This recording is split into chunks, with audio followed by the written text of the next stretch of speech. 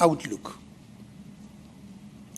The quarterly projection model continues to forecast gradual rate cuts as inflation subsides. As before, this rate path remains a broad policy guide.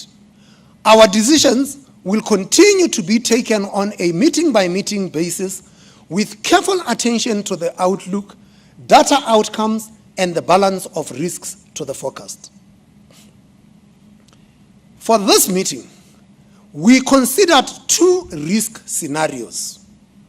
The first scenario featured a US dollar rebound, recognizing that while the rand has appreciated this year, this partly reflects broad dollar weakness, not just rand strength.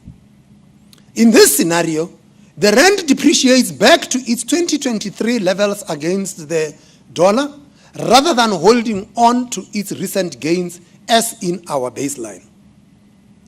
The second scenario was based on higher administered prices, linked to a rapid correction of the 54 billion rand electricity price error disclosed a few months back.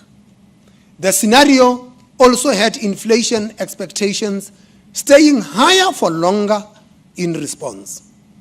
Both scenarios featured tighter monetary policy, with rates coming down more slowly compared to the baseline.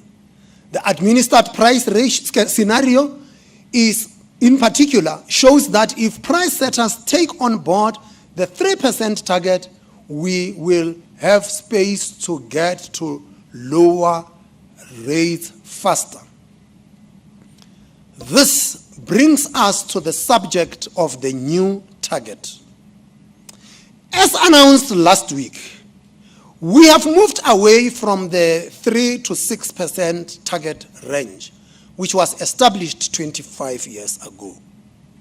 The revised target agreed between the Minister of Finance and myself as the Governor of the South African Reserve Bank is 3% plus or minus 1 percentage point. As we move from a range target to a point target with a tolerance band, it is important to understand that what the new target means.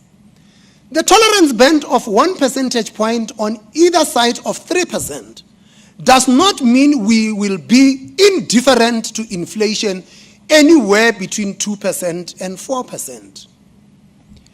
We want to be at 3%.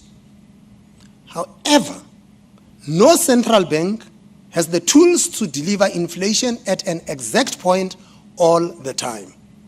As flexible inflation targeters, we also recognize that trying to offset all price shocks would create undesirable volatility in output.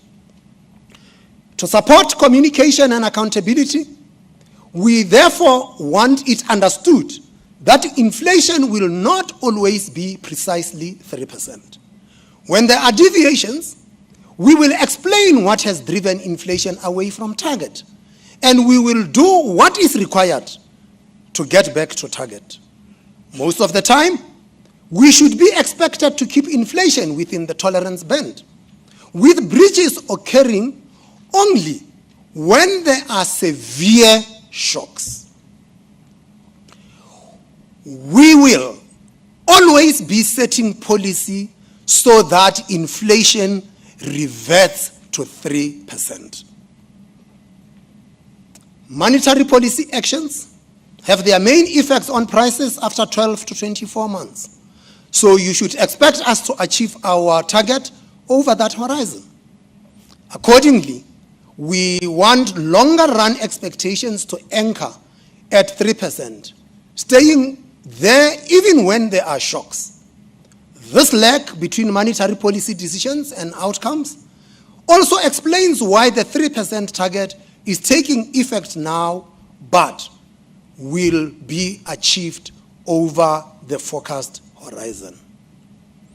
The MPC has long emphasized the need for macroeconomic and structural reforms to boost potential growth, to achieve a sustainable debt path, and achieve a low inflation regime.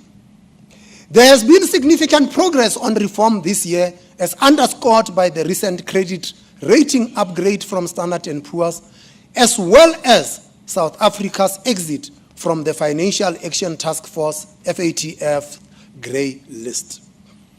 The global environment, nonetheless, remains challenging, so it is urgent to sustain domestic reforms efforts.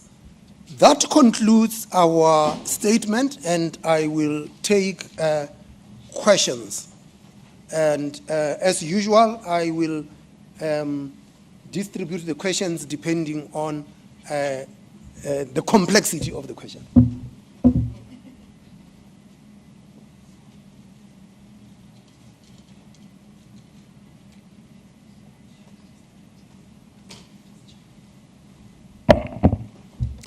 Right at the end,